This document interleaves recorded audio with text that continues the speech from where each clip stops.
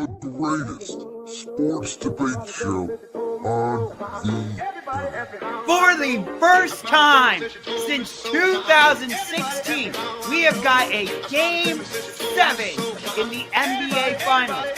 championship rings, starring The Philadelphia Eagles are Super Bowl champions. They won the championship ring. I am loving this feud. Don't you dare shit on this. Don't you dare. I'm gonna shit on the stipulation of it. Oh my God, the stipulation is fantastic. Week 3 in the NFL was the week of comebacks. We have a big weekend in college football, a big week in Major League Baseball, and a big weekend in professional wrestling went down. This is Championship Rings. I am the host of Brandon's World, Brandon Lewis.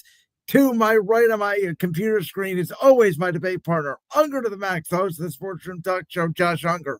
Josh, is that good enough intro for you? Yeah, I'll take it. You know, I'm coming off of doing a live stream with Tom Grassi and checked a couple items off my bucket list thanks to the Packers. So, yeah. But here's the thing. I predicted the Packers to face the Ravens in the Super Bowl. And then Jalen Hurts came out and said, hold my beer. Well, I got to be honest with you. At the end of the first half, when it was 19-7 Rams, I thought, oh my goodness, we're in trouble. We're going to not only lose this game, we might lose this game 40-7 because my offense looked inept. My defense could not stop anybody. And Lane Johnson went out on the first drive of the game and was out the remainder of the game. And Matt Pryor, who filled in for him at right tackle in the first half, was a human turnstile, and the Eagles' offensive line could not protect Jalen Hurts.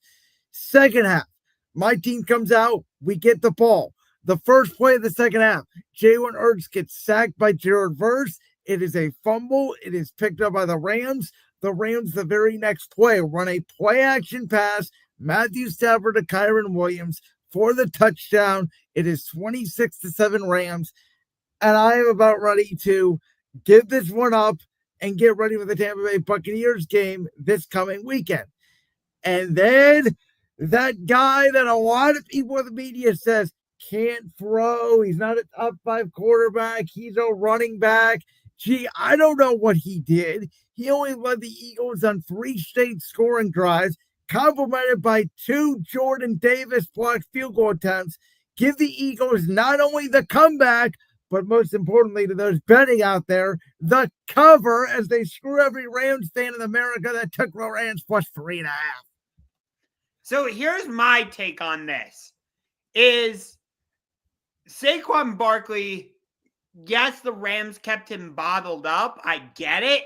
But if you did not have Saquon Barkley on the field, I don't think you make this comeback. And here's why. Everybody was criticizing the Eagles like, where's the passing game? Why isn't A.J. Brown involved? Where's Devontae Smith? All this and that. Well, for me, from when I watch the Eagles, you guys are a run-first team and you use the run to set up the passing game. That's not trying to discredit Jalen Hurts in any way, but the more you run it with Saquon, the more the defense is going to be wary of that, and the more you're going to get those passing opportunities with A.J. Brown, with Devontae Smith, with Dallas Goedert. So I think again, I get it. The Rams, for the most part, kept Saquon in check. He didn't want to have one of his big games, but because of the threat of the running game, that's what I think allowed the Eagles to really find their passing game. I half agree with you, and here's why. Because I do agree with you that in the first half, the Eagles were trying to use the run to set up the pass, the way they did the majority of the end of last season. But as we've seen coming into this year, it started with the Cowboys in week 1. It's gone all the way to the Rams in week 3. the teams are not caring as much about A.J. Brown and Devontae Smith mostly. They are in zone coverage. They are putting an umbrella for the most part on the defense. And they are putting 7, 8, 9 people in the box. And they are daring my team to run the football because they're trying to stop Saquon Barkley at all costs. Hence why I explained that Saquon's the most important piece. Go ahead. On the contrary, in the second half, what was the change the offense made? It was to not only pass the ball more, but it was to go no huddle, get more up tempo. And once they used the pass consistently, then guess what started opening up, Josh, was the running game. Saquon Barkley did start getting more holes in the second half because the defense did start to honor Jalen Hurts' threat in the passing game. And Greg Olsen on the telecast for Fox specifically said the notion that the Eagles always use the run game to set up the pass is wrong. They can use the pass to set up the run, which is what they did in the second half. So I agree it can go both ways. I'm a bigger believer personally, as my offensive mind, you know my philosophy in this. I think you pass to score, and I think you run to win. I think pass early and run late, wear down that defense with the run game, and the Eagles had to pass more because they were behind. But I also don't think enough credit is being given to Vic Fangio and that Eagles defense for making the adjustments that they did. Because in the first half, the Rams were running wide zone with Kyron Williams and Blake Corum just getting gashes, 8, 9, 10 yards a pop. Once they stuffed that up and turned Matthew Stafford into more of a drop-back passer, that's what turned the game around for the defense, who, again, only gave up 7 points on that short field because of the Jalen Hurts fumble. Right. So to be fair, I was not able to watch this game because they put it at 1:00, stupidly. And so at least for me, they showed Packers Browns here in Cleveland. So I was only able to see this game via highlights. And the NFL posted the wild ending. Yeah, and unfortunately for you, I don't understand why the NFL is doing this. I brought this up last week, especially for Fox. If you have a game on Fox, they are not showing any score updates at all on the bottom screen, and they're barely showing in-game highlights like when they go and, show a touchdown here and there. CBS at least has the little box in the left-hand corner, but it is driving me nuts and how much I feel like I'm missing because I don't know what's going on in these games because they're not on the screen anymore. Yeah, I want to be able to watch this Eagles-Buccaneers game on Sunday, but I can't because they're showing Browns-Lions at 1:00 on Fox. So we do have a comment here that says, what's your take on the unpredictability of the Eagles' offensive play calling? By unpredictability, do you mean run or pass? Because honestly, this is how I feel about my team. They're unbeatable until someone beats them. I think they have the best roster in football. I think they have a multitude of ways to beat you. They can beat you with a run game. They can beat you with a pass game. They can beat you in a defensive-minded contest like we saw in week 2 against Kansas City. The last time the Eagles lost, I'm sure we'll get to this in a minute, Josh, when Jalen Hurts was starting fully in a game and finished, was this time last year, week 4, on my birthday against Baker Mayfield and the Tampa Bay Buccaneers. I kind of think it keeps. Yeah, it does. I mean, the Eagles are the only team in the NFL. Maybe Detroit has some of this. Maybe Buffalo is starting to get there. That you can't defend everything on the field. There's just too much talent. Yeah, I agree with you. But, when you have this type of game, the question is always going to be, was it a Rams collapse or an Eagles comeback? Oh, this is 100% an Eagles comeback, and it's not even close. The Eagles won that game. The plays they made in all 3 phases. And I got to give credit to the Rams special teams because no one's talking about this. You know what set the Eagles up in the first half was Cardi, the Rams kicker, he's doing what they now call a dirty kick, which is that squib kick where it pops up in the air near the landing zone. My team couldn't field the ball. Right.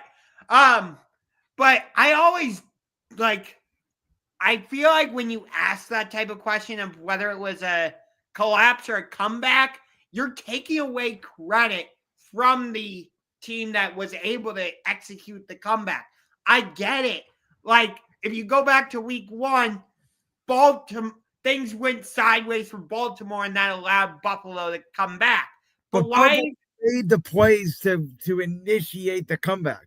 That's what I'm saying. Like, why is it always, we have to take credit from the other team? And you know what I mean? No, I agree. Again, I think there are scenarios where it's like you're up 35-7 midway through the third quarter. Like, you got to close that door. It doesn't matter. That's a collapse. But there's also scenarios where it's like the other team just made some bad plays, and if it wasn't for a turnover here or there, they win the game. And the funny thing is, Josh, I don't know if you know about this, the Rams' last 10 games, they're 7-0 versus everybody not named the Eagles, and they're 0-3 versus the Eagles. You know what? I heard this, and I kind of think it's true. The Rams are becoming to the Eagles what the Bills are to the Chiefs. Or I was going to say more Baltimore than Buffalo, because at least Buffalo beats them in the regular season, but I can agree with that sentiment. Okay. I would say, okay. Then I'll say it like this. The Rams are to the Eagles what the Bills are to the Chiefs in the playoffs. But if you're talking all around, then yes, it would be Ravens to the Chiefs. Well, that's why I said that, because the Rams and Eagles have played one time in the postseason. They played 2 times in the regular season. Yes.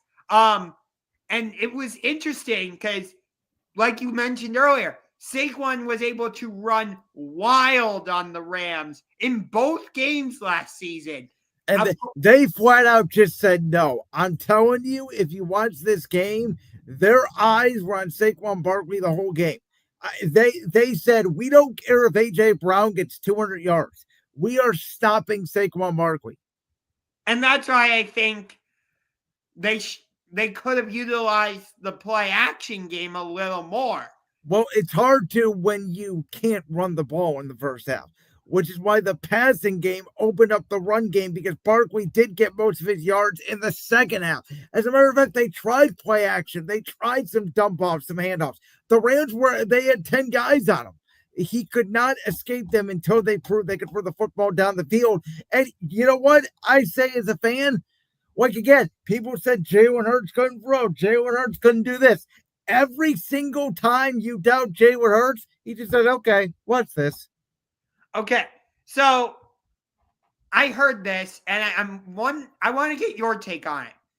The Eagles are almost becoming like this generation's version of the New England Patriots, where if you count them out, they'll be like, watch this. So I have a stat for you, Josh. Okay. The Eagles, in their last 20 games, do you want to guess their record? 19-1? That is correct. Yes, I know this stat. Do you want to know what the record is for most consecutive victories / in a row sort of thing out of the amount of games? 3? No. The Patriots, a similar run in 2003, 2004 when they won back-to-back Super Bowls. They won 20 out of 21 games. Okay.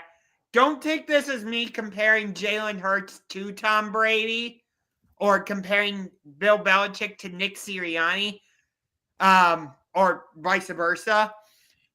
But it does feel like when you watch the Jalen Hurts and Nick Sirianni relationship, it does feel a little Brady Belichick-esque. At least from my perspective. Hey, I'm not going there as a fan yet. I'm not trying to jinx myself. But let's talk about who, and I'm going to let you go first on this one because you're not a fan. Obviously, I am. Who is the biggest threat to my Eagles in the NFC? There's a few teams you could put in the mix here. I would not have said Detroit after week 1, but you absolutely have to put the Lions in the mix now. I mean, dropping 52 against Chicago, and then on Monday Night Football going into Baltimore and beating Lamar Jackson, the way they were playing defense was unbelievable. Oh, I was shocked. I mean, Lamar was hesitant to run. We're going to talk about it from the Ravens' perspective in a little bit, but that was as impressive a victory. My guy, Jalen Sandvik, I texted you right after the game. That was a great victory. Shout out to you because I was shocked. I thought Baltimore, with their history of playing against NFC teams and Lamar Jackson's history on Monday night, I thought Baltimore was going to roll. Yeah. So Detroit is definitely in the mix.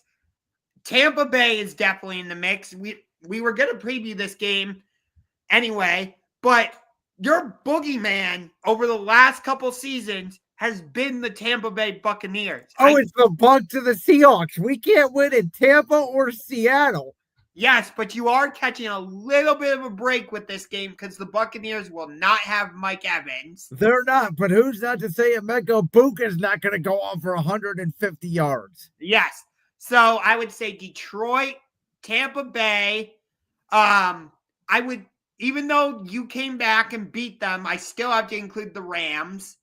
And despite Jordan Love making one of the dumbest decisions I have ever seen, I don't know why he threw that ball. Grant Delphin is literally right there.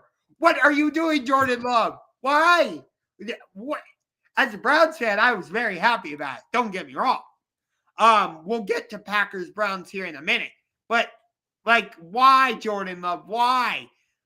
But I still have to put the Packers in there. I still have to. So, answer the question on the screen, though. Out of those four you named, who's the biggest? It's either Tampa Bay or Detroit. I'm going to go with, because they have a history of beating you, granted, it's in their home stadium, I'm going to say it's the Tampa Bay Buccaneers right now. I actually disagree with you. I think the two biggest threats are the other two teams you mentioned, the Packers and the Rams. Not the Lions? No, because I think the Lions' regression is still coming. I don't trust the Lions full season. I watched what Green Bay did to them week 1, and to me, that will be a concern. I think the Ravens, we know how they get off the slow starts in the season. We know how they have these weird little clunkers. I told you going into the year, Josh, I was a little bit weary about the Ravens and their ability to repeat as AFC North champions. I think the Lions are good.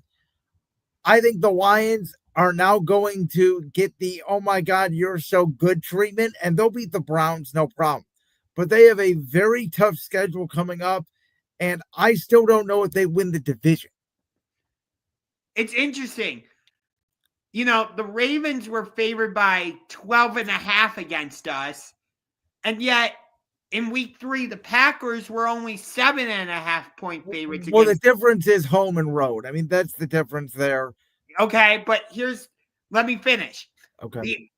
The Lions are at home for this game against us, and they're like 8.5 point favorites. Which makes sense. I think it says more about the Browns defense than anything else. I think Vegas has respect for the Browns defense. Yes, but with how much the Lions offense has been firing on all cylinders, I would have thought they'd be like at least 10 point favorites. But getting back to the question at hand. So I'm picking those two teams because, one, I think the Rams match up very well with the Eagles. They've shown the ability to play the Eagles very tough. They just have not came through. And I think my NFC Championship prediction still stands that the Green Bay Packers will be making a trip to Lincoln Financial Field.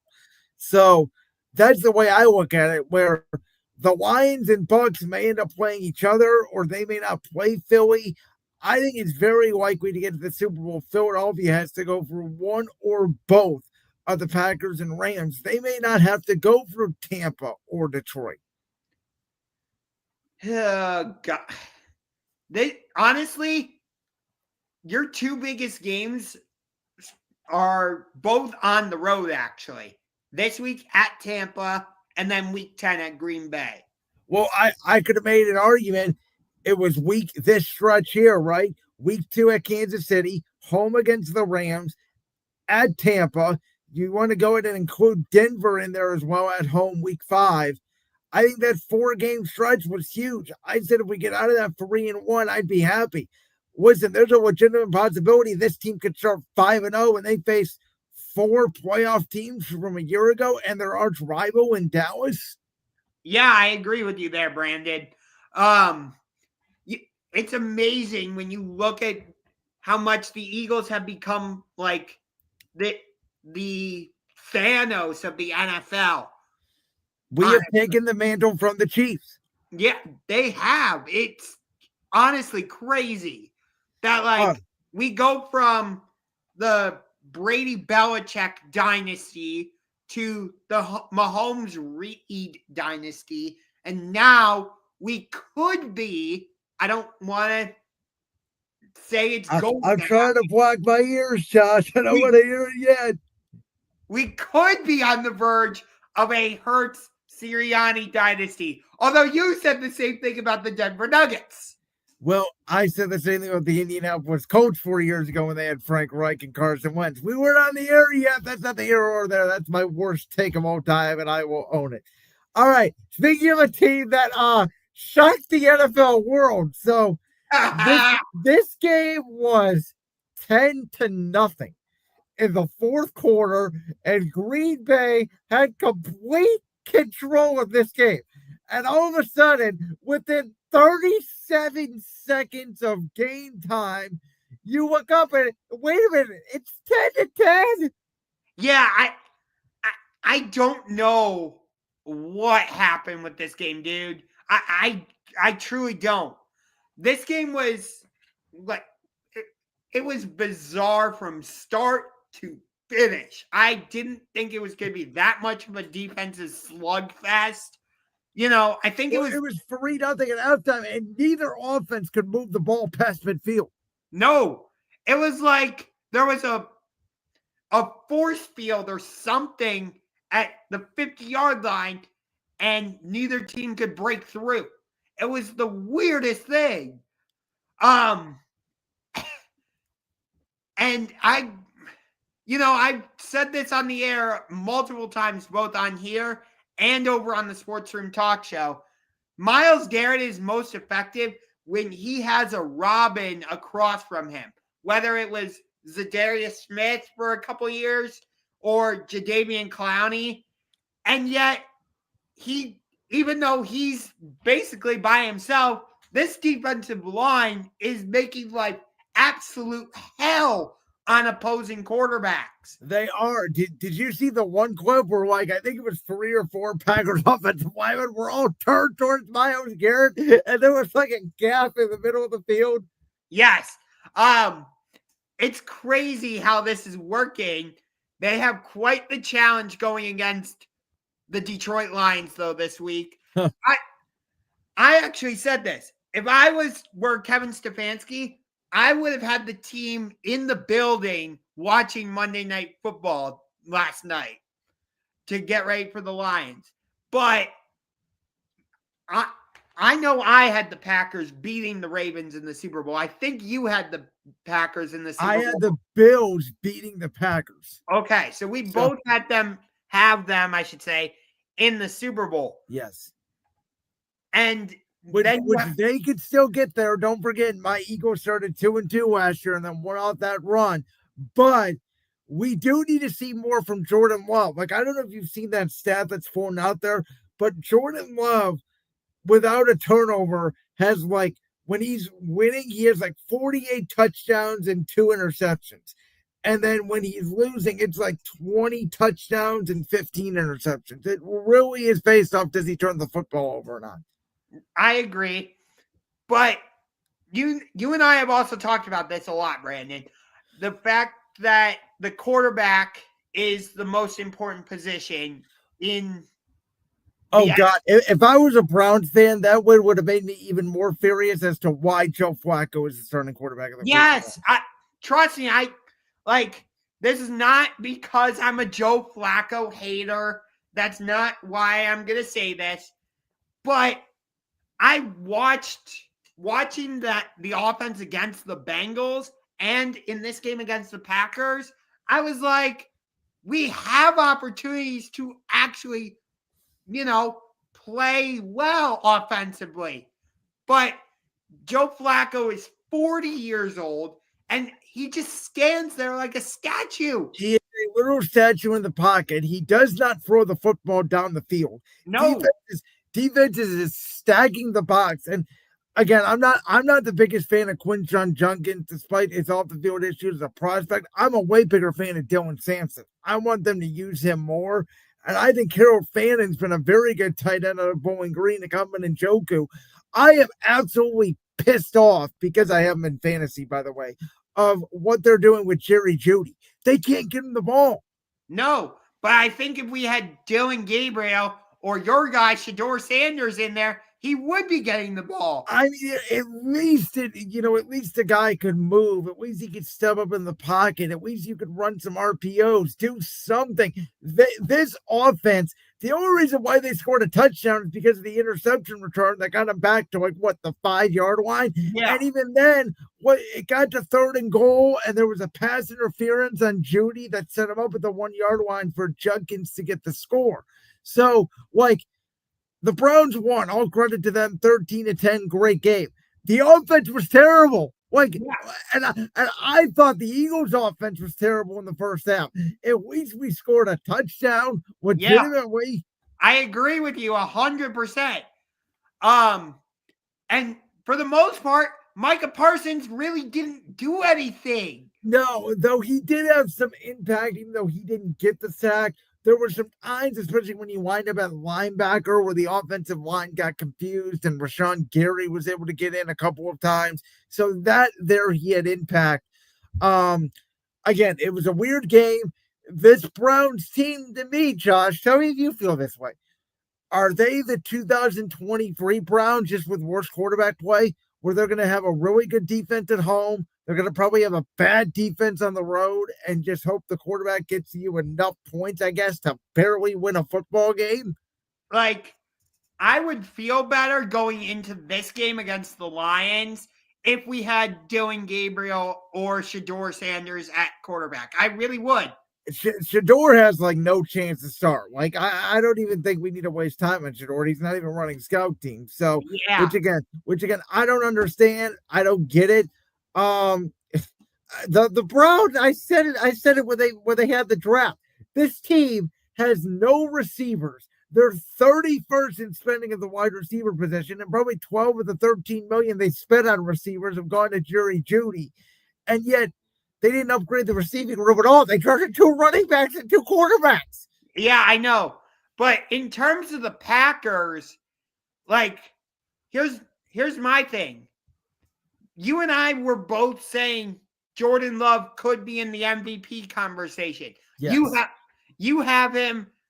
I did have him as the MVP of the regular season. I think that's probably now gone out the window. But here's the thing. My biggest shock for Green Bay's offense this year is not even that Josh Jacobs, like Saquon Barkley and Derrick Henry, are having okay years, not as great as last year. I thought they were going to unlock a new part of their offense with Matthew Golden, the first-round receiver out of Texas. And it's going to take some time, but he's just not making the impact that, say, Emeka Egbuka is doing in Tampa Bay. Yeah. I would say he's the favorite to win Rookie of the Year right now, now, yeah. I think, Amari and Hampton now will probably get a shot because Najee Harris is out for the year for the Chargers. But, yeah, I would agree with you. Because it's certainly not Cam Ward, I'll tell you that. No. But, with the Packers, a lot of what they want to do this season depends on Jordan Love. I told you this during our prediction show. The Packers drafted a wide receiver in the first round for the first time in 20 years. A week before this season, they trade for Micah Parsons. They're basically saying, okay, Jordan Love, we've got a Super Bowl-made team around you. Take us there. They also paid Jordan Love, which if you remember, I was not the biggest fan of giving him all that money, but we will see. Yes. Right now, I hate to say this, but he looks like the weak link on the team. He does. Well, Josh, you know what scares me about that conversation? It's What's just, that? this is the same conversation people were having about my team a year ago. Oh, Yeah. Jalen Hurts the weak link. Oh my God! But here's the thing: is Jordan Love as clutch as Jalen Hurts? His one playoff win came against the Cowboys, who, by the way, how about them Cowboys? How about that Jerry Jones? How about that CD Lamb going down? How about that abysmal defensive performance by former Bears head coach Matt Eberflus getting absolutely destroyed by his former team? Yeah. That flea flicker was beautiful. Beautiful design, beautiful throw.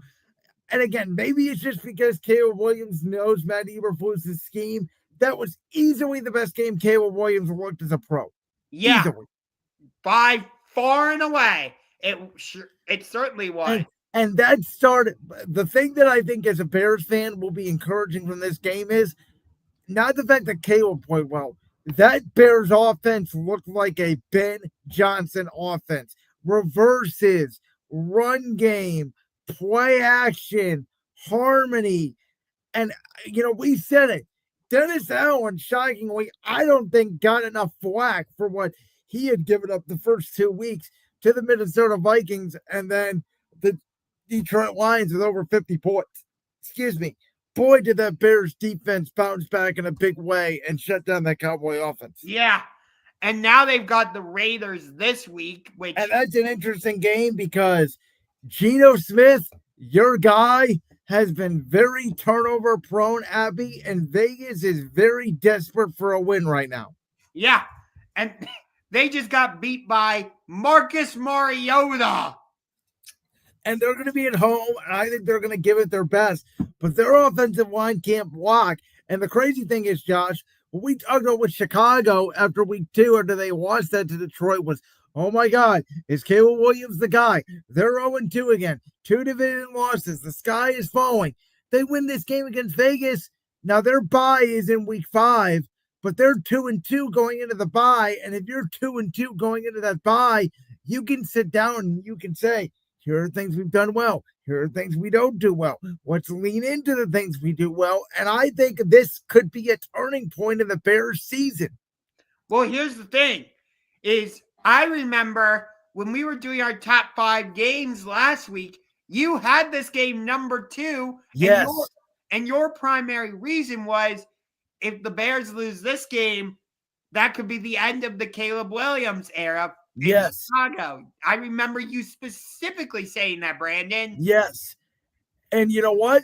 It's funny how one game does change the narrative because I think I'm right. I think this game saved the Bears season. And I think if they beat Vegas next week, that will again save their season. Because I think if you go 1-3 going into the bye, you can get better, but you're probably not a playoff team. 2-2, you look up in that division. Green Bay will probably beat Dallas. Detroit will most definitely beat Cleveland. We'll see about Minnesota and Pittsburgh. I'd probably give the edge to the Vikings there. How good did they look, by the way?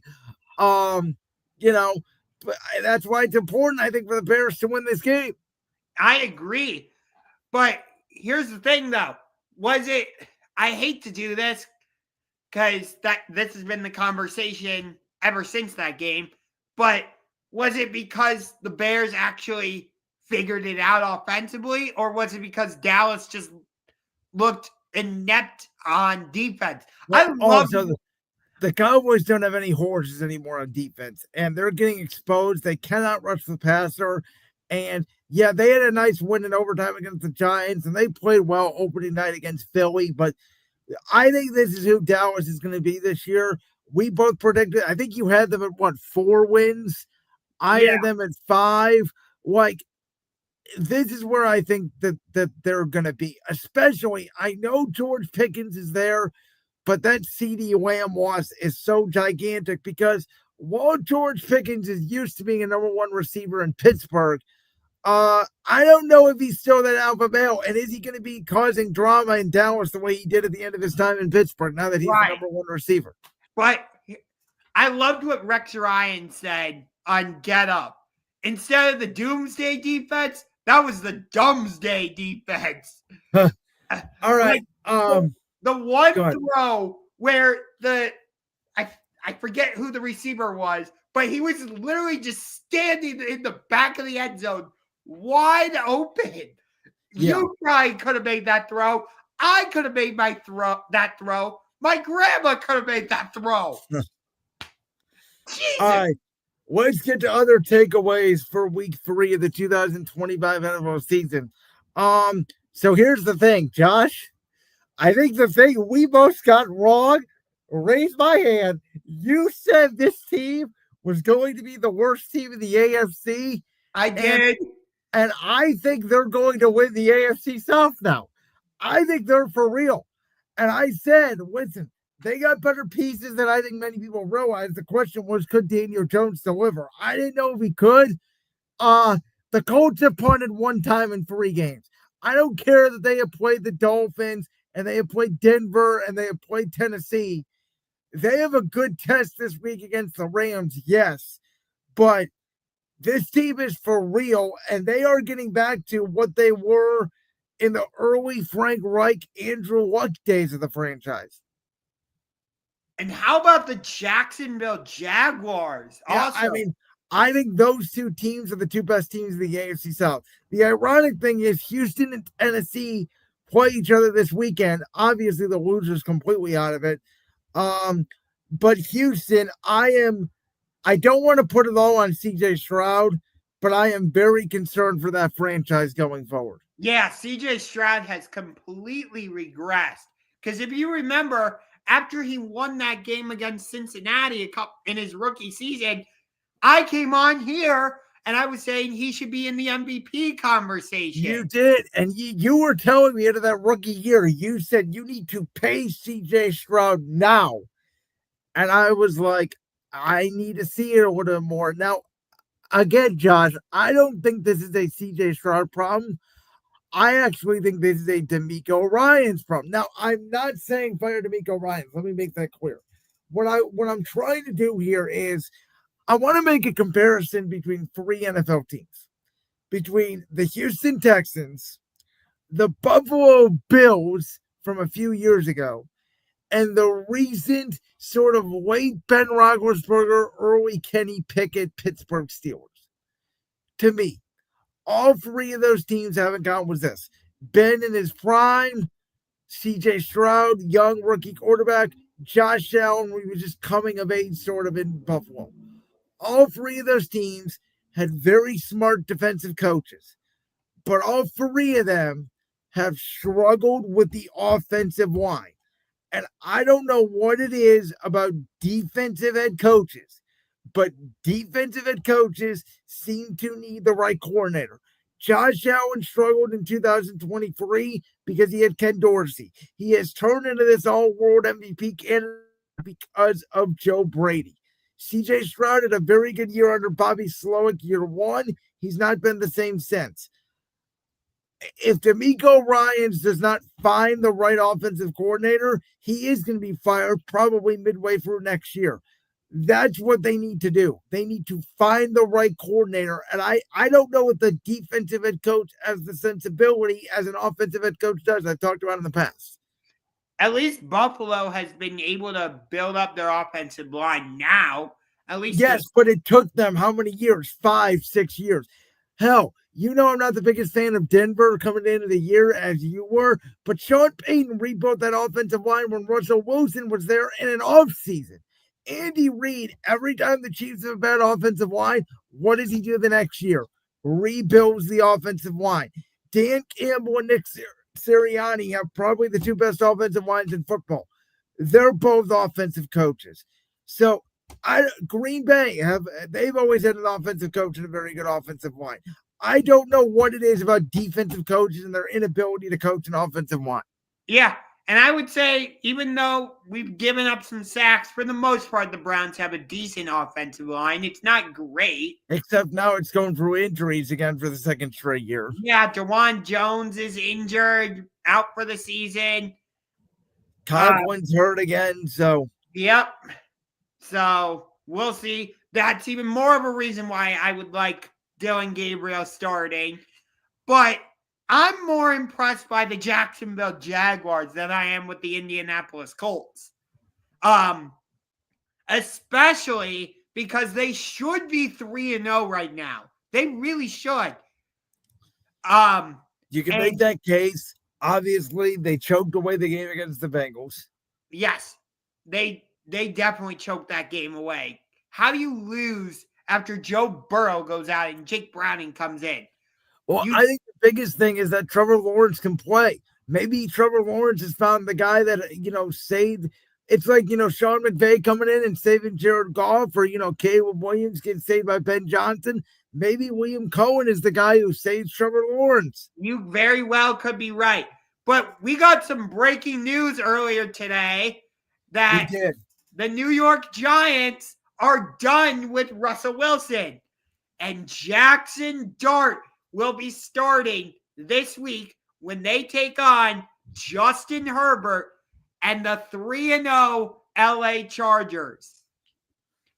So this is a tough test for the Giants, specifically Jackson Dart. I know the Chargers don't have Khalil Mack, but that Chargers defense is not easy to figure out. I believe they're number one in scoring defense in the NFL, or at least they're in the top 3. I know they were number 1 a year ago, and Jesse Minter has done a great job. My reaction, James is playing like a heat-seeking missile. He's like, ball is there. I'm going to go get that sucker. And the other thing with this is, so if Jackson Dart is already starting, why did they bring Russell Wilson and Jameis Winston in? Why didn't you just trade one of them and let the kid start week 1? What's the difference in him learning between week 1 and week 4? I don't know. I don't know. But if it's week 1 and week 10 after a bye, sure, okay.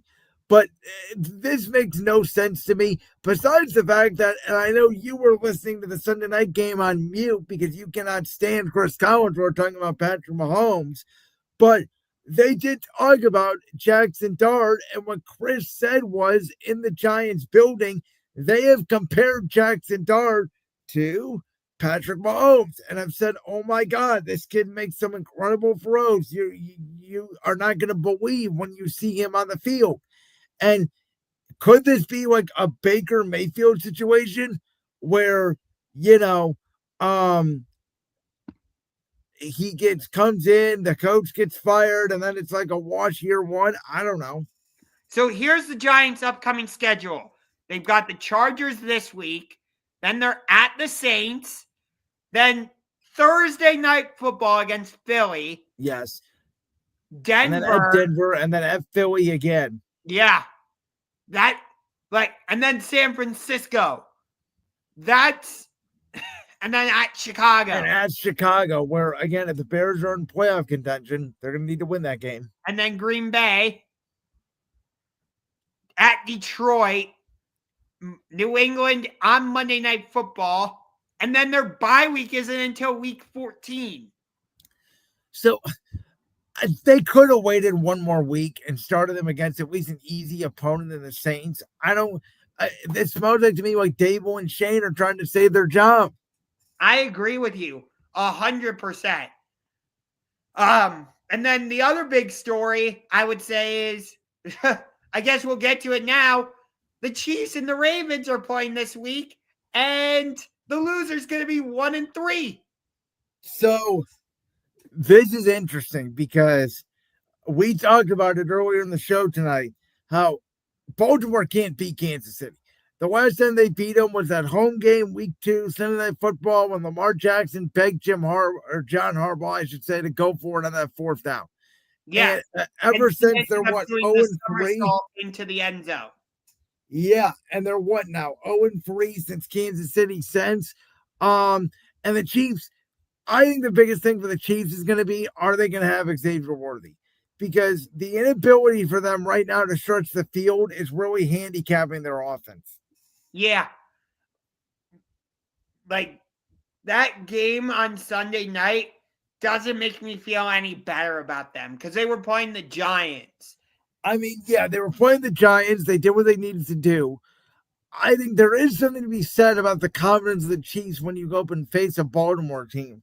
But I could make the argument for the Chiefs that it's like the worst case scenario for them is what happened to Baltimore last night. Because now Baltimore's going to come in focused. They're going to come in angry. And I think they want nothing more but to beat down the Chiefs and send them to 1-3. Do you think it's a bit of an advantage for the Chiefs that they got to play on Sunday Night Football while the Ravens had to play on Monday Night Football? So that gives the Ravens a little less time. I'll answer it differently because I do think the Chiefs have an advantage, but I don't think it's that advantage. I think the advantage is the Chiefs got to play the Giants on Sunday night, and the Ravens had to play a physical Lions team that ran the ball down their throat and beat them up physically. And then, to your point, it's another short turnaround, and you have to travel to go to Kansas City. Yes. So, do I think the Chiefs can be that physical, run the ball down your throat type of team like the Lions were? No. That's never really been the style for the Chiefs. Although over the last couple of years, yes, they've been more of a... 2 years ago, they had it with Pacheco, and now all of a sudden, since that injury, he's not the same back, and they basically have a run game of number 15. Yes. And that's the other major difference is Detroit has Sonic and Knuckles. Kansas City doesn't.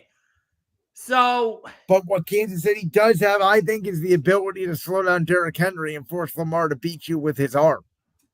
Yeah, I do think Kansas City can play that same style of defense Detroit was playing last night.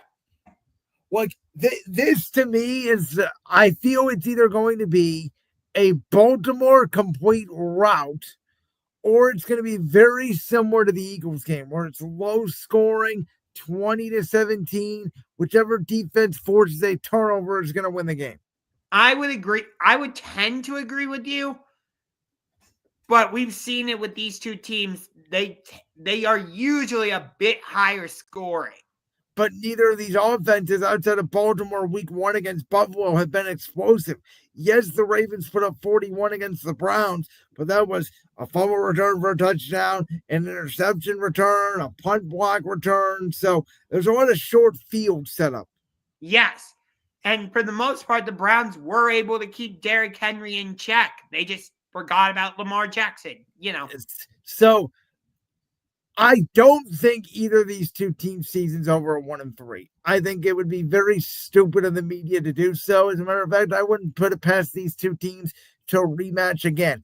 They're just too good at teams. They're too good at quarterbacks. They just got the brunt of their schedule. Basically, they got the brutal part of their schedule very early. Yeah. I know Kansas City has Detroit coming up. I know they also had to play Washington. Yeah, I know the Washington game's on Monday night. The Detroit game is a Sunday night. And then they go to Jacksonville week 5 on a Monday night, which don't put it past Jacksonville at this point. Which I told you the Jaguars could win that game, and you thought I was nuts. Well, I didn't expect Jacksonville to have this good of a pass rush the way they're doing. Yes, but the reason I was saying Jacksonville could win that game is because the Chiefs have to play the Ravens this week, and it's usually a game that comes right down to the wire.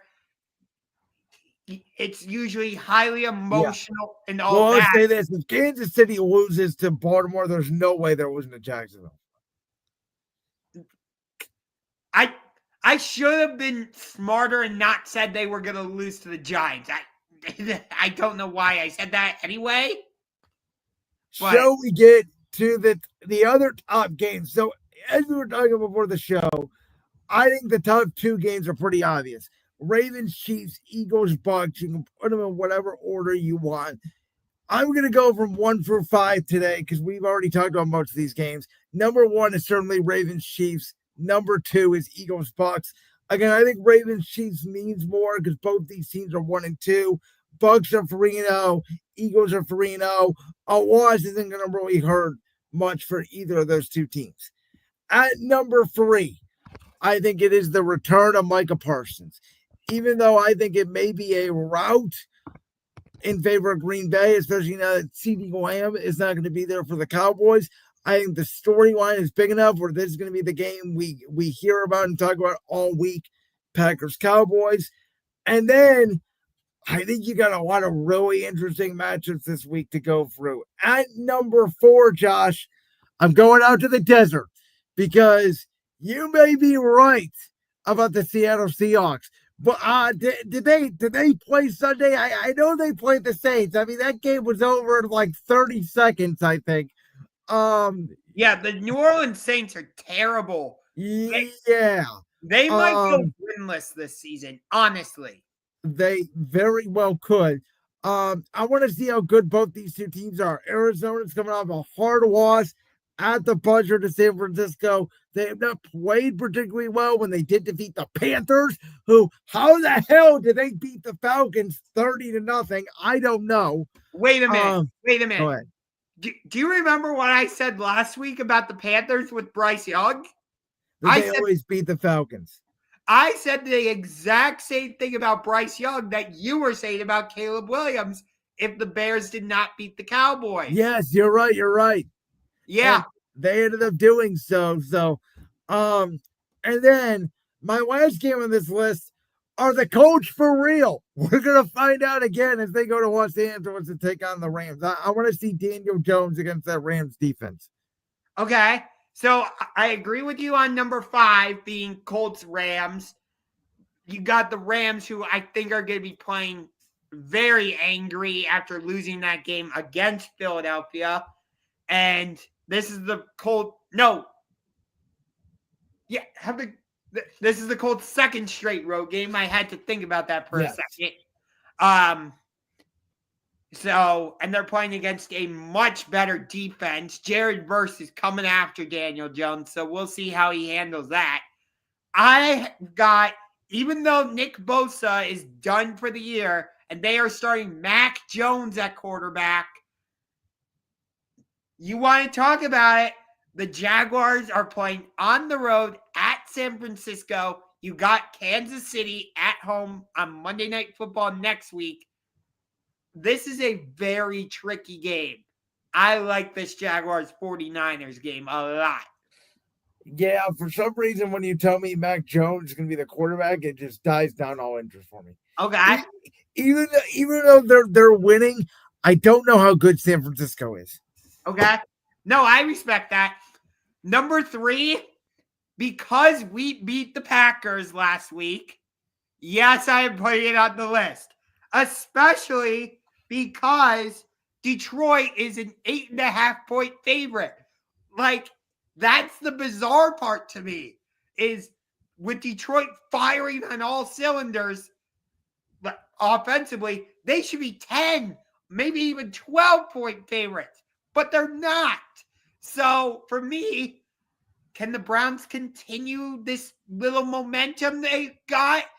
And Detroit, on a short week, after playing a very physical game in Baltimore, coming home to play the lowly Cleveland Browns.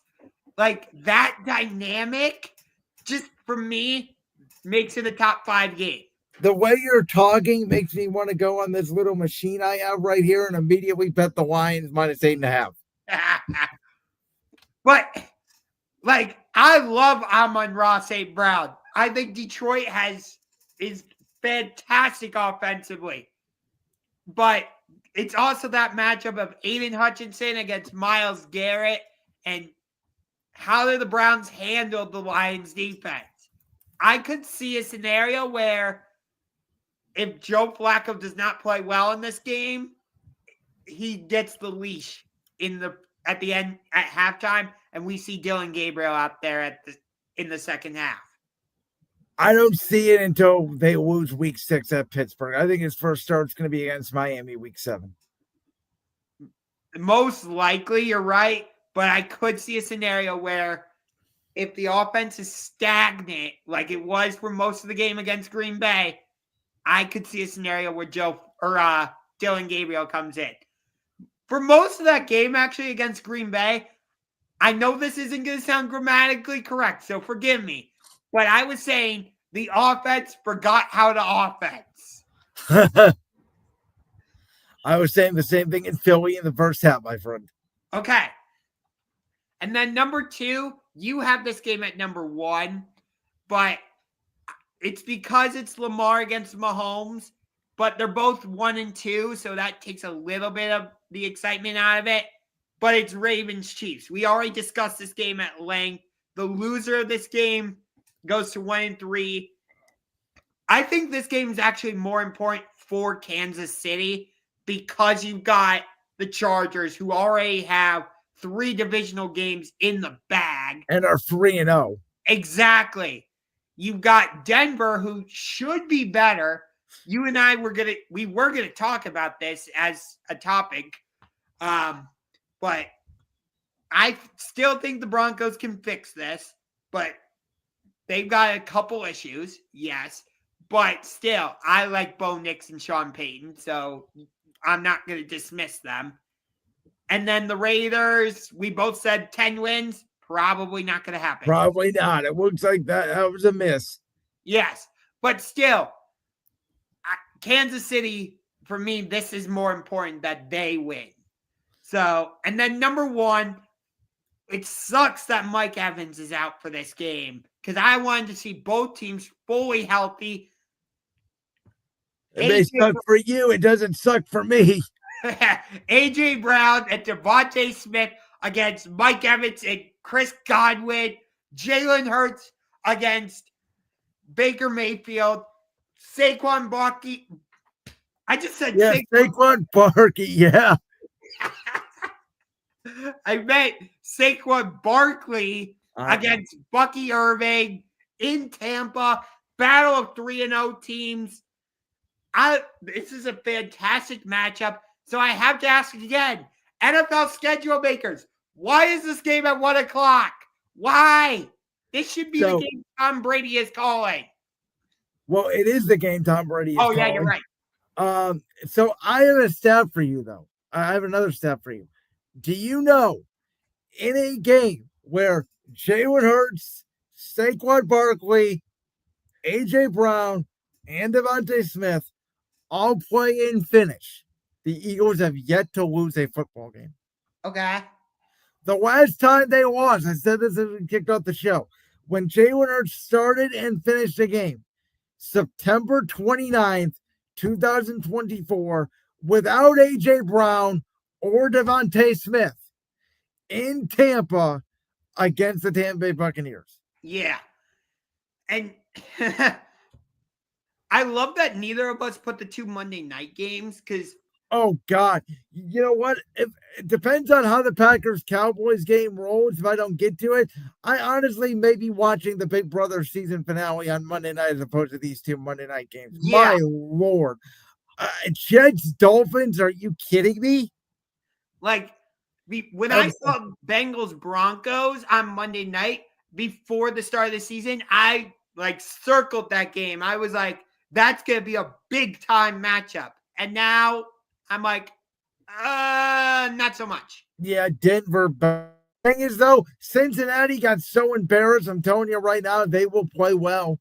I think Denver wins, but I don't think it's going to be as handily as that Minnesota game was because team embarrassed like Carolina did in week 2, they always bounce back. Yeah. And what do you think of the other game I wanted to mention to you? Because of you just mentioned Carolina. What do you think of the Panthers-Patriots game? Yeah, that does nothing for me. New England has to win. If they don't win, their season's probably over.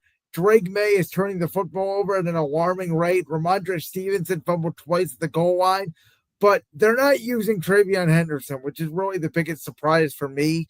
But I suspect Vrabel will dial it up and make it a long day for Bryce Young again. Yeah. I picked Travion Henderson to win Rookie of the Year. And they're just not using him, and I don't get it. Yeah, that's why I thought he would win it, because the Patriots would establish a run game and use him primarily. So here's the thing, Josh. We took some big swings in the AFC. Our two biggest swings, the Patriots and Raiders right now, both stink. Yeah. I mean, that's what it comes down to. But speaking of football, we're going to move from the NFL to college because it is indeed a massive week 5 in college football because there is a whiteout taking place in Napa Valley between Josh's Napa Valley. Happy Valley. I apologize. Yes, Napa Valley's over in California, dude. Failed geography as a kid. That doesn't work today. I really like geography. It's okay. It is Oregon against Penn State in a rematch of last year's Big Ten championship. And it is the rivalry who, for the last half decade, has really, in my opinion, defined college football. Not so much anymore because Alabama is not at that level. But Alabama, Georgia, with Georgia being the home team. Yes. And you got another big matchup in there. You got number 4 LSU going on the road to the Grove to take on number 13 Ole Miss. Yeah. So, talk about huge matchups. Do you know that Penn State is 4 at, let me make sure I have the stat right. Yeah, Penn State is 4 and Penn State is 1-15 or worse, 1-16, depending on the source, against top 10 teams in recent years, including a 1-14 record under James Franklin until late 2023. That's against top 10 teams? Yes. Well, that's what I said. I think James Franklin breaks the curse this year. I think Drew Adler proves this weekend why he is one of the best quarterbacks in college football. Because Cade Klubnik is not it. Arch Manning is not it. Josh, the door is wide open for your team this year to win the national championship. Pretty much have to get through Ohio State and maybe Georgia the way I see it right now. That's what scares me, though. And I found the correct stat according to Bleacher Report. Penn State is now 4-20 against top 10 opponents under head coach James Franklin after Penn State lost to Notre Dame in the CFP semifinal last season. I mean, Penn State's at home. I think they have the better roster. I think they have the better offensive and defensive lines. I think this will be very close, but I think your nifty Lions pull this out. I can't. Unfortunately, yes, it's the whiteout, and yes, we're at home, but I haven't seen James Franklin win one of these big games since 2016 when he he also hasn't had a quarterback. I mean, he's had Sean Clifford, and who was the other kid? McSorley? I love McSorley. Oh, Josh, but he wasn't an NFL quarterback. That's what I'm saying. He was the one who beat Ohio State in 2016. Yeah, he was. And then he went to the Baltimore Ravens and did absolutely nothing. So this is probably the best quarterback James Franklin has had, I think, in Drew Adler. Yeah. And my question is, who's going to replace Tyler Warren? Because Tyler Warren was Drew Adler's safety blanket. Yeah. God, he was a stud. God, is he a stud with the Colts. Yes. And then looking at Alabama, Georgia, these two teams have played each other twice in the national championship. They put on an absolute classic last year in Tuscaloosa. That was the game where I mentioned it last week. Alabama was up. Were they up like 35-7 at one point or something, 35-14? Georgia comes back, and then Ryan Williams makes the incredible catch down the sideline on the ball from Milroe. Yeah. And after getting blown out by Florida State, Alabama's been playing better, but they haven't really played anybody. And they're not at the level that I thought. Remember, I thought this is going to be the big bounce back year for Alabama. I had them in the national championship game against Penn State. I thought Kalen DeVore in year 2 was going to be able to do better. And as I already talked about, I'm not the biggest fan of Arch Manning in Texas. I like what Nussmeier has done with Brian Kelly at LSU. To me, right now, it's a Georgia-LSU conference. But that could change if Alabama makes a statement. This will be the game, to me, that determines if Alabama has a chance to make the CFP or not. Well, I wouldn't just dismiss Oklahoma. Yeah, but I mean, they're Oklahoma. How tough are they really going to be when they got to go up against the big boys? I think Oklahoma could be better than you think. I haven't seen their quarterback play. I'll be fully transparent. So I got to watch them play. Okay, you haven't watched John Mateer. Got it. No, I have not seen John Mateer yet. So, again, this is the time of the year. You know this. You're a much bigger college football fan than me. About middle October, especially late October going into November, this is the time of the year I really do start watching college football. I don't waste my time on the small schools. I watch big schools, I watch big brands, and I watch quarterbacks because that's what drives the sport. If you have a good quarterback, you're going to win games. That's why I love Penn State so much this year because I don't even care about the coach. They have a quarterback. I as a Penn State fan, I want to believe that they can win this game, but I've seen James Franklin crumble. He had an opportunity to beat Ohio State last year. Couldn't do it. Well, and I also think, too, to go back to the Alabama-Georgia thing, Alabama cannot get blown out.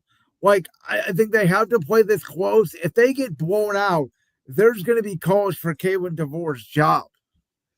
Yeah, I agree with you. You know, last week again, it was 2 weeks ago against Wisconsin.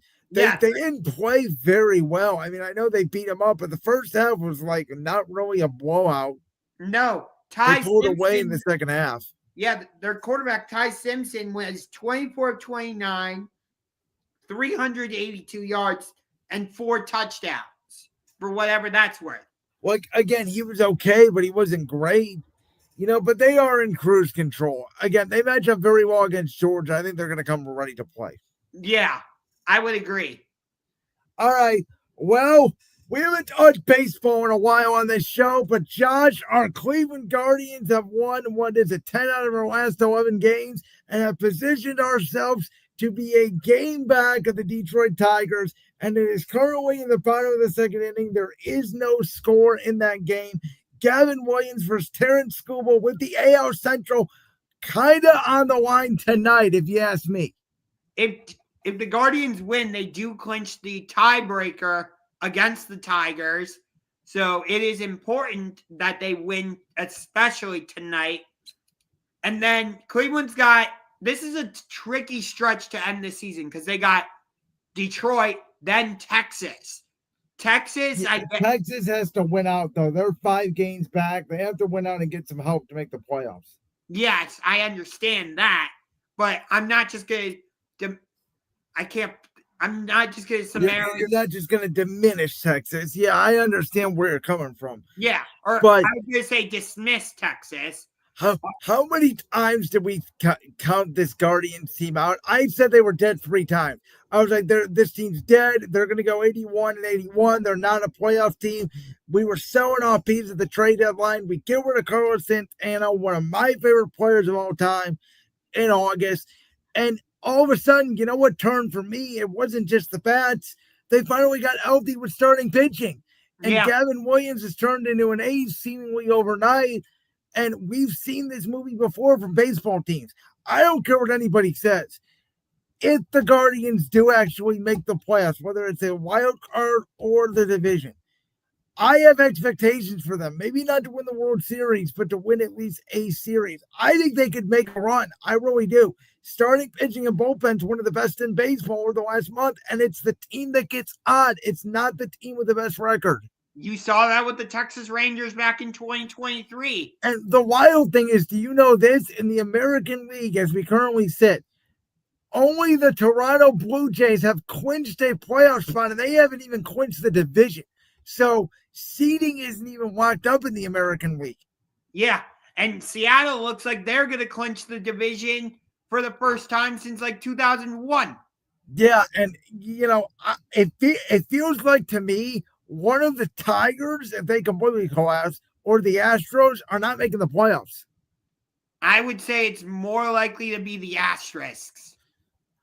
I would agree with you, but I mean, if we sweep Detroit, there's a possibility they don't make the playoffs. Yeah. I really put the nail in the Guardians' coffin after they got swept by the Atlanta Braves at home. Yeah. That's when I said, okay, this is done. And they immediately then went on the run. Yeah, they did. That was an important road trip against. Well, they lost 2 out of 3 against Arizona, I think, if I'm not mistaken. That was here, right? Yeah, they did. No, that was in Arizona. Oh, you're right. Because that was part of that 6-game road trip, Arizona, Texas. You're right. By the way, did you see the National League standings? How crowded that is, at least in the wild card, where you have the Reds, the Mets, and the Diamondbacks all fighting for that last spot. Yes. So I did see that. It's pretty crazy. You know, the Mets have collapsed here. They were in a good position. The Reds have made some hay. The Diamondbacks have made some hay. Like the National League to me feels wide open, right? You got the Cubs who were very good, but then they fell off a little bit. The Brewers have one of the best records in baseball. The Phillies are good, but you just can't trust them. Obviously, we know the Dodgers roster, but everybody predicted the Dodgers to win 100 games, and they're not even going to be the number 1 seed in the National League. No, they're not. By the way, the Tigers just got a ground rule double. So they are up 1-0. That hurts. No, it's still 0-0. Oh, ground rule. I thought you said RBI double. That's my bad. Okay. I mean, I don't know. Tell me if you agree. I feel like more this year than last year. I think any one of these teams that make the playoffs can win the World Series. I don't think there's a favorite out there. Yeah, there's not really that dominant team that you look at and go, yeah, they're the clear favorites. No, it's been one of those situations all year. Remember, we looked at the standings in like May or June, and we said, like, everybody's pretty close. The Dodgers were not pulling away. Remember, they got off to that crazy start. They were like 9-0 or something, and everybody thought they were just going to run away with it. Yeah.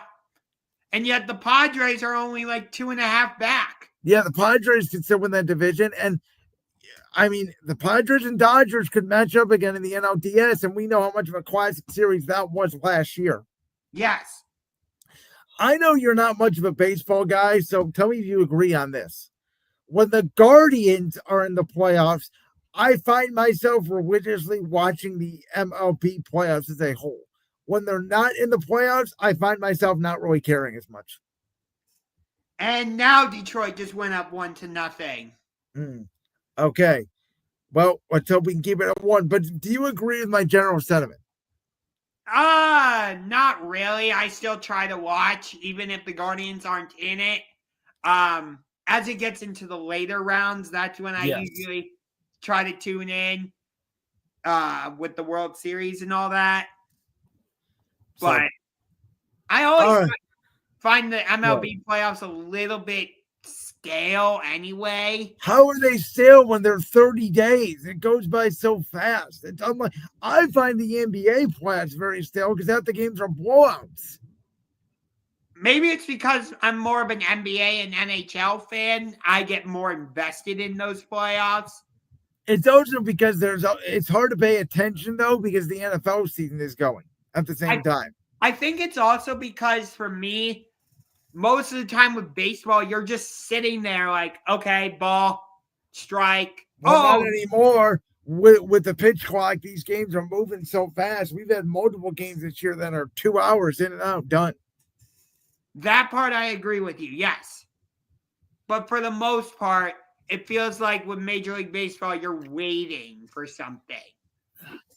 All right, Josh, I'm going to let you take the lead on our final topic. I know you want to get to it. Let's talk wrestling. All Out versus Wrestlepalooza. Let me hear it, my friend. All Out was absolutely amazing. That was one of AEW's best pay-per-views they have ever done. Outside of 2 matches, I didn't love the Mercedes Moné versus Riho match for the TBS championship. I think if they had built Riho up more, I would have probably been more invested, but it was just kind of there. And the Big Bill versus Eddie Kingston match, very happy to have Eddie Kingston back. But the finish was just, it looked like he missed the spinning back fist a little bit. It was just, didn't quite make it for me. But my God, the triple threat match for the Unified Championship. Takeshita versus Okada versus Mascara Dorada. That was unbelievable. The ladder match, Young Bucks versus Jet Speed versus Rodito versus the Don Callis family.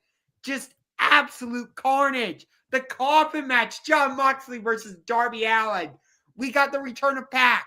We're getting the return of Orange Cassidy on Wednesday. I loved the Kyle Fletcher versus Hangman match. Whereas I couldn't even watch Wrestlepalooza because even though I have ESPN Plus, guess what?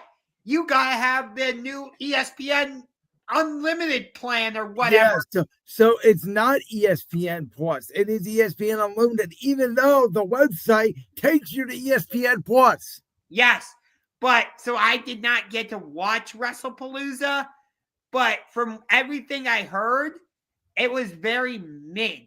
Like, So that's what I heard. I can't necessarily comment on it. I've watched recap videos, so I know what happened. But believe me, knowing you would think this show would be very bad. You would give it a D or an F grade.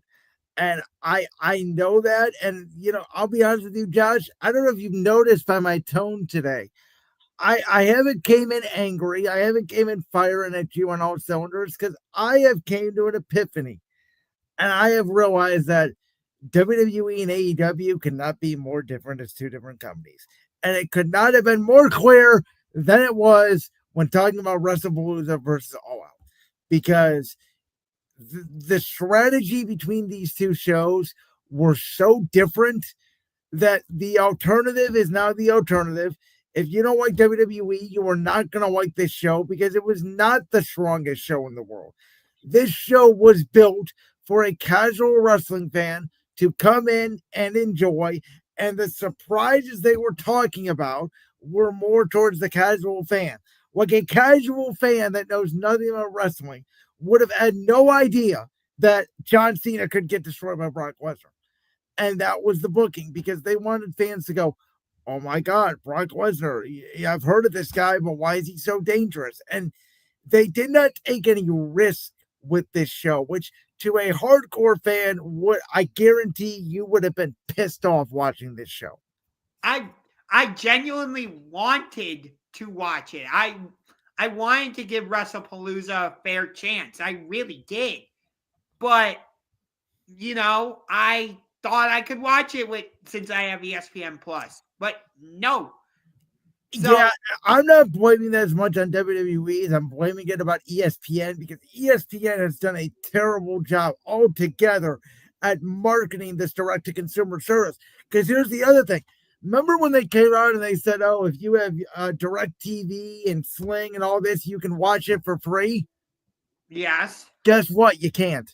Because it's only for Direct TV streaming customers, which is different than Direct TV satellite customers. And I didn't know the workaround. By the way, if you would have told me, I would have texted you this. You could sign up for a free 5-day trial of Fobo TV and log in for that. And you would have got the PLE for free. Okay. Because I want to give these PLEs a fair chance. That was a PLE, and I think if people are going to spend $30, I'll tell you this, it certainly was not worth $30 for a fan who does not like the WWE product. For me, it was fine. I like the product. I'm going to pay $30 regardless. I don't care. I thought it was a good show. I thought it was a B- to a C+ show. I thought it was a very average show. I thought it was a very safe booking because I think they are booking towards the future. I think we're looking at a War Games match. I think we're looking at Cody Rhodes' potential feuds down the line. This show was pretty much, hey, we're on ESPN. Here we are. From what I heard, they changed two things in terms of the booking. John Cena was originally supposed to beat Brock Lesnar. I don't know this is like a for sure thing. I'm just telling you what I heard. Oh, I've seen both the rumors you're talking about, and the other one was Cody and Drew pitching to have Randy Orton accidentally cost Cody the title. Yes. I'll be honest, the Cena one I don't believe because I think if they're going back to nostalgia, right? Because now I don't know if you saw, but they're basically based off a tweet from social media. John Cena's facing AJ Styles at Crown Jewel in Perth. Yes, And which is a PLE that starts at 8 a.m. Yeah. I personally don't like that, but they're in Australia. What the hell? They're building this storyline of like Triple H doesn't listen to the fans and John Cena can't choose his own opponents. I'm telling you guys, they are everybody that says Triple H fumbled the John Cena retirement tour. They're leaning into you because they know you're bitching about it because this has been their plan all along. They're hearing the reaction. They know exactly what they're doing. John Cena's not calling out Triple H. This was all part of the storyline. I think the fact they leaked Brock Lesnar or Cena was supposed to go over, I think they leaked that on purpose to troll the internet because we know this new regime does that. They probably did. We know they've leaked before. Remember they leaked out, there's no way CM Punk's returning at Survivor Series. I think Sean Ross Sapp even said he bet his house on it. And guess what happened? Yeah, he made his return. I do think if there's one match you need to go back and watch, it's the mixed tag. Absolutely. I did hear that was a really good match. I'd like to watch it. I actually like. Okay, I have to confess a little bit. Yes, I went on. I didn't watch Raw. I haven't watched Raw or SmackDown. But I did go on YouTube and watch the full segments of that feud. Strictly that feud, nothing else. Just because it was interesting to me.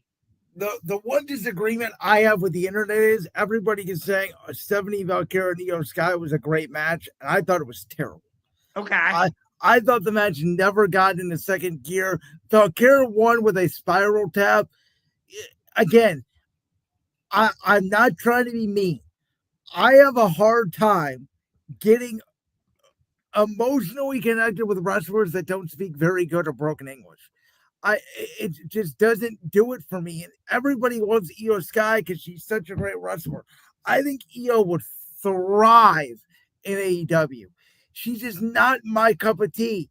I think all of these guys. By the way, I absolutely loved that Chris Statlander won the Women's World Championship. And she pinned Toni Storm. Yeah, and you know how she... that. The only thing I know about what happened at All Out was Edge paid tribute to John Cena, which, God, that is the one match where if God could let something happen, can we please somehow get Edge versus John Cena? Like, my wife does not feel complete. I understand that. I actually loved that match. The finish was a little weird, though. And I heard that Beth Copeland, which I heard Renee kept calling her Beth Phoenix, and Tony Khan kept screaming Beth Copeland at the yes. Post conference, yes. which is hilarious. Yes, she did come out. She ended up falling to a spike pile driver courtesy of FTR. While Adam Copeland was handcuffed to the ring, so he could not help.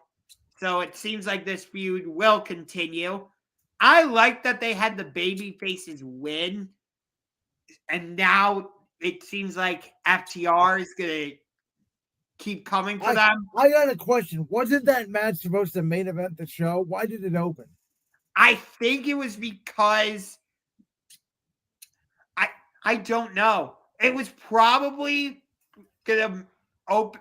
It was probably because they thought it was gonna be the Wrestlepalooza and All Out going against each other.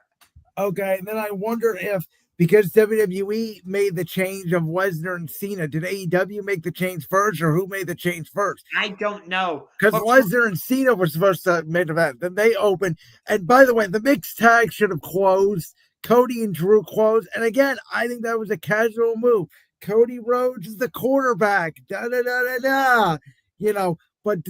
don't worry. I know you're the biggest fan of Seth Rollins. He is going to defeat the Crown Jewel. He's going to Crown Jewel title. And that's how they're going to set up the men's War Games match this year. Will be the Vision, Drew McIntyre, and Brock Lesnar versus Roman Reigns, CM Punk, Cody Rhodes, John Cena, and the fifth guy could be Randy Orton, could be Jey Uso, could be LA Knight. I don't know yet. I can't see Brock Lesnar being in a War Games match. Paul Heyman introduced Brock Lesnar. He's going to have some connection to the division. I don't know if you saw that. I did hear about that, yes. So, yeah, he is connected to the division. So I think he is going to be in the War Games match. Whether he just comes in and breaks the cage and, that's it. Yeah. Yeah. Did you hear that AEW might start doing more afternoon pay-per-views? And WWE said, we're going to find a way to counter-program it. I told you this last week. How? What are they going to do? Have 7 shows in one day? I don't know. But Tony Khan said they might start doing more afternoon pay-per-views because actually the buy rate is better. It feels like. Well, especially during football season. Because I do think college football, no matter what they do, whether it's on pay-per-view or not, will dip into their numbers. Yes, I agree.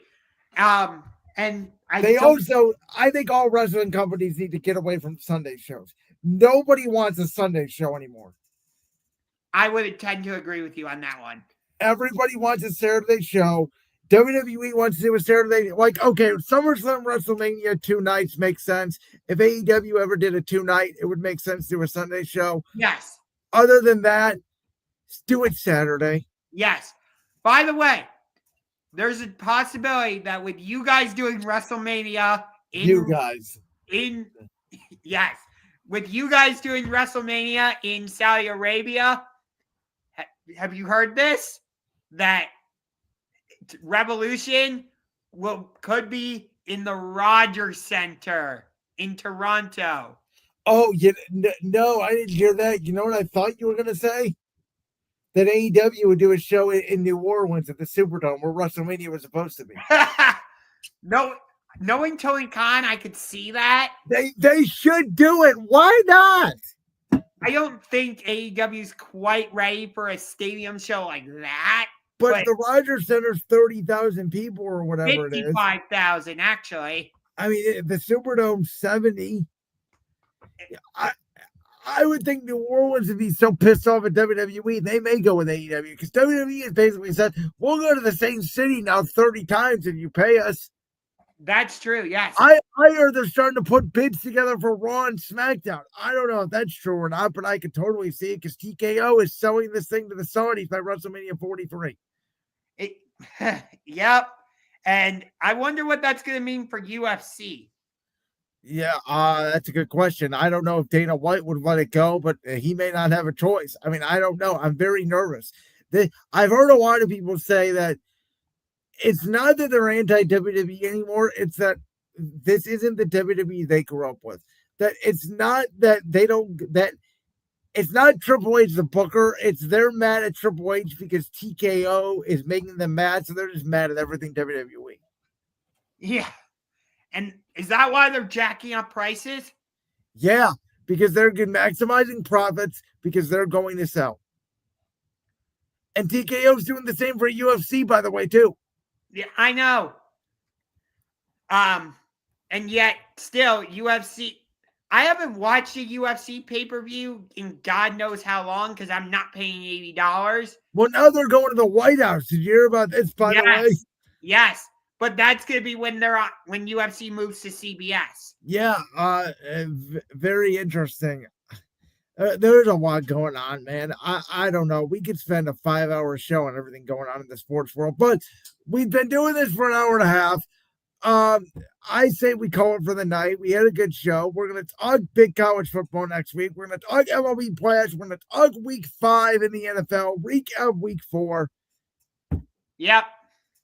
And as I've been saying on Brand's Word over the past week as a tribute to the Never Seen 17, a salute, as you would say, Josh, a salute to you. Never give up. Thanks for stealing my line. We'll see you next week on Championship Rings.